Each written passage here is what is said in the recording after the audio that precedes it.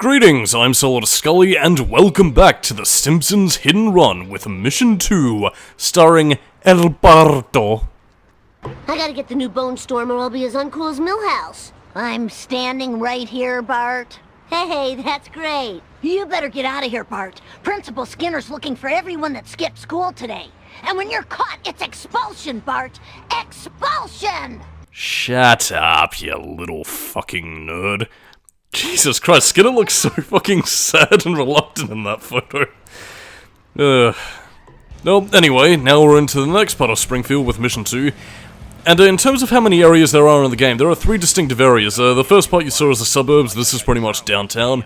And the third area, you'll be seeing a little bit later on with Mission 3. But in the meantime, our main mission now is to evade school. Oh, well, not really like school's teaching Bart anything anyway.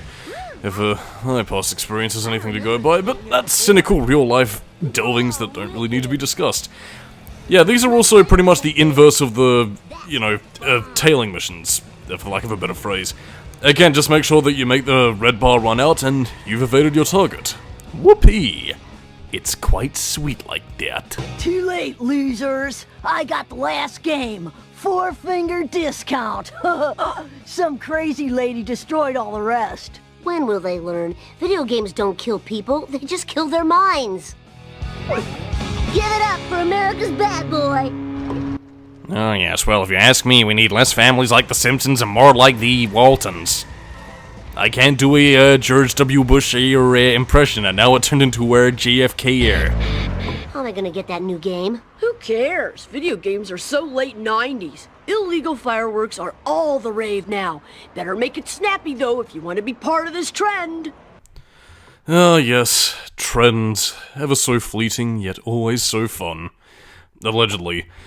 Yeah, as you can no doubt tell, similar to Homer's chapter of the game, this one's primarily just based around a day in the life of Bart. In this case, it's pretty much him revolving around him wanting to get a copy of Bone Storm, or people can go to hell.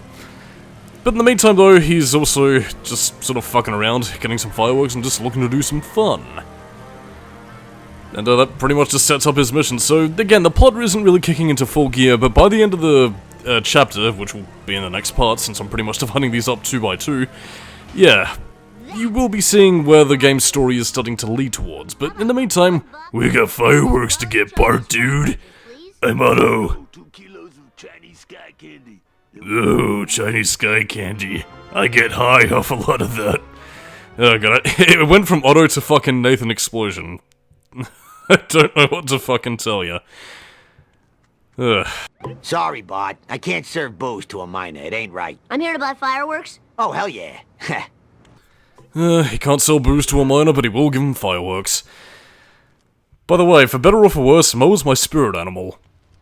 I don't know what that says about me, but let's just say that I have many, many terrible secrets. Like the Mo himself. Because truly, he was my friend Flicker. But yes, it seems that Bart's quest for fireworks will lead him into a bit of hot water. And yes, of course, continuing the theme of, well, diminishing returns, we also have very tight time limits, which isn't so bad if you've mastered the layout of the game, but it does kind of run into a bit of contention when you, well, have some missions and you tend to lollygag about a little bit, because, well, yeah, sometimes traffic can work against you.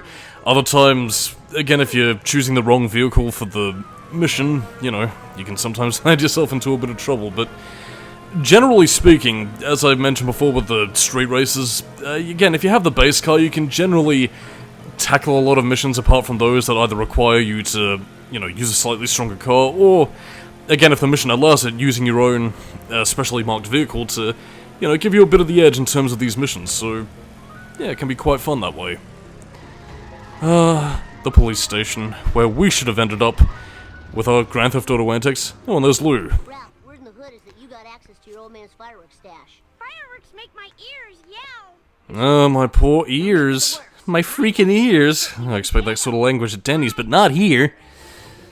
Fireworks, eh? Well, but yeah, you can even see, like, Chief Wiggum just sort of waiting for you right then and there. So was he already aware that Bart was doing this, or was he just aware that there was a general racket of fireworks stuff going on? I'm gonna assume the latter, but whatever. I will say, by the way, and like to kind of talk about the music once again, I mentioned beforehand in Homer's story that there was like a very deliberate attempt to give each character their own sort of distinctive musical melodies. Again, Homer having like the general sort of Simpsons theme, bumbling fat march kind of thing.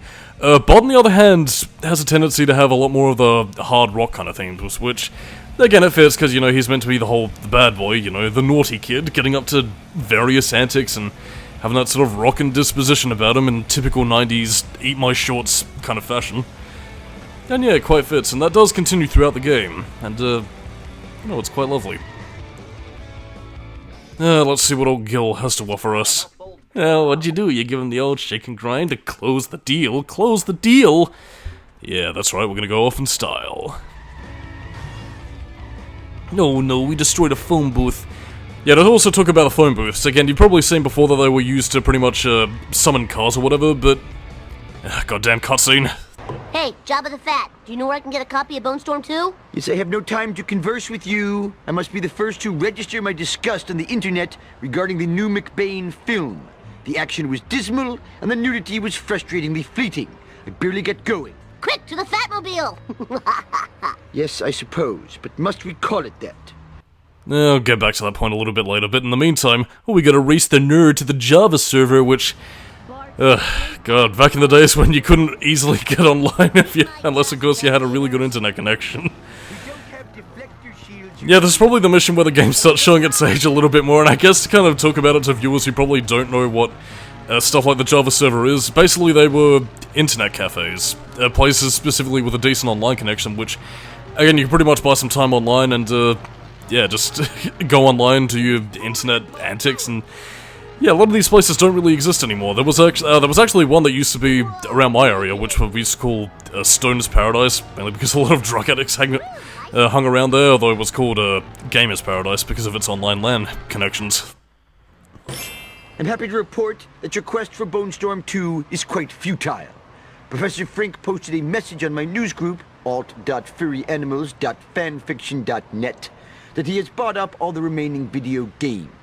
Oh. I'll thank you not to moan in my mid-sized vehicle.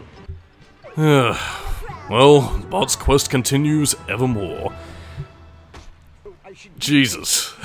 A fat man should not fly that high from a dropkick of a 10-year-old kid. But anyway, to get back on topic, apart from Stoner's Paradise, which, again, just kind of makes me miss my youth when I used to pick up some pretty decent classic games from over there. Yeah. Well, okay, first of all, a hidden mechanic again. If you ram the Buzz Cola vending machines in the boxes with your cars, you pretty much collect all the coins in one fell swoop, so, yeah, pretty sick way of getting some extra cash without much of the effort. Laziness. It's damn good. But to talk about what I was talking about before with the phone booths, again, you can use that to pretty much call for cars, but if your car happens to be destroyed, with the exchange of 10 coins, you can pretty much get your car completely repaired, so... Again, provided you don't want to sort of circle around with your car wreckage across the hub world in order to try and find a wrench, because again, like when you're driving around the destroyed wreck, it's pretty much going at a speed of fucking snail's pace, really, so, yeah, it's kind of worth it to repair it at a phone booth if you can't find a wrench so readily available. And even if your car's destroyed, again, you can't technically summon it, I mean, you can summon it if it's a wreck, but you also have to pay some money if you want it repaired. So, yeah. Lengthy diatribe to describe things that you should probably already know, but my brain is leaking purple stuff. Blah. I gotta play Bone Storm 2. Give me one! No can do, my pointy-headed friend. I need the power of video game violence to run my latest invention / monster. If you find me a World War II communication radio and a satellite, then my creation will live, and we can play with it and enjoy the frolicking. Oh, cool. Real violence is way better than TV violence. It's like a level boss come to life. Now, who would have a World War II radio? That guy that sells all those grenades to Nelson might. I better check. And this pretty much continues the main precipice of Bart's story. It's primarily him getting shanghaied by Professor Frink to help him build Truckosaurus from the Simpsons episode Bart the Daredevil, which was one of the best episodes ever. And, yeah, that's pretty much it. We're just collecting parts from Professor Frink, helping him out in bits and pieces, and, yes, chasing that van, who was, no doubt a part of the Pizziola concern that Mr. Burns mentioned earlier. But, since they is, taking pictures, I don't think they're quite up to pizzerias. But regardless though, to talk about a bit of Simpsons Hit and Run trivia, this game was initially going to incorporate an actual Truckosaurus boss fight. But yeah, they were also cut due to time constraints. And that actually does become quite prevalent as we go on throughout the game, because... yeah, to talk about my own development history, commentary development history, you might remember, again for those of you who've seen the Silent Hill Shattered Memories commentary, you might remember that the next game I announced that I was going to do was The Simpsons Hit and Run, which again, I did fully record. It is, you know, completely audio commentary recording. The footage that you're seeing here is pretty much the same as it was then. But the reason why I scrapped it was because, well, I was heavily drinking at the time, and most of that commentary was basically me being completely drunk. So, yeah, that wasn't quite successful, so I pretty much decided to give it a more serious recording session here, but yeah, that's part of the reason why that never came to fruition. But I did save that commentary. And by the way, Chief Wiggum is looking for the person who stole Herman's radio, and the culprit is in fact right in front of him. It's right in front of his fucking nose, and he... Whoa, Snake just disappeared. Dun dun dun dun dun dun dun dun. Fucking hell, that's just bizarre. Anyway, I was actually kind of tempted to do like an Australia Day thing. I mean, it's long since passed by now, and I've done the Sonic 1 commentary, but... whatever, cutscene go now. Hey, Snake, what's up? Do I know you, little dude? I need that radio you borrowed. No way, little dude. This radio is going to help me score beaucoup de chicks. Last time I checked, chicks like fast cars, not vintage electronics. Why don't we race for the radio? Oh, I totally agree to your proposal. Oh, street race with the Snake, little dude. But yeah, again, I was actually tempted to sort of upload the drunken Simpsons Hit and Run commentary for an Australia Day kind of thing, but I don't know if I'll do that. I might do it as maybe like an abridged version, but again, it seems kind of redundant to do it now since I'm recording this. I don't know. Maybe for next year, we'll see. But anyway, this is a race for Snake in order to get Herman's radio, a character who doesn't appear in this game, and in terms of being a Simpsons character, also hasn't really appeared much outside of like the early seasons. I don't know, he was like the military antiques guy with like a very checkered past and was questionably involved in wars and had a different backstory for how he lost his arms every single time. But in any case though, yeah, not really too much to say. Once we race Snake, we get the radio, and we can finally get one step closer to Bone Storm, little dude. There we are. Radio from the war. Yeah, I don't really have too much else to say, so it's time for some more trivia, where an ice cream van and Lego brick car were planned for the game, but cut. Yes, a lot of things that were cut from The Simpsons Hit and or Run. And you can kind of tell that, actually, because again, unless of course it's one of the main cars in which you specifically get, again, if you choose to hitch a ride with like some of the, you know, basic civilian cars, like, you know, a lot of the taxis or generic car models you see going about the hub world, yeah, you'll pretty much just sort of like flash in and out as if you're entering a building, so it's obvious that they didn't quite have time to finish a lot of the animations for characters entering vehicles and getting out of them. So yeah, that's kinda cap shit, but at the same time it does also show radical entertainment. Basically finishing this game on a wing and a prayer in order to get it finished, which was partway down to the deal which they had with 20th Century Fox, another part of which just, yeah, a lot of ideas that they wanted to implement, but just sort of couldn't. Because again, I did mention beforehand that, actually I'm not sure if I did mention it beforehand, but fuck, I might as well do it now. Yeah, this game was initially pitched as a sequel to The Simpsons Road Rage, which, for those of you that don't know, was basically a crazy taxi knockoff, except with a bunch of Simpsons characters.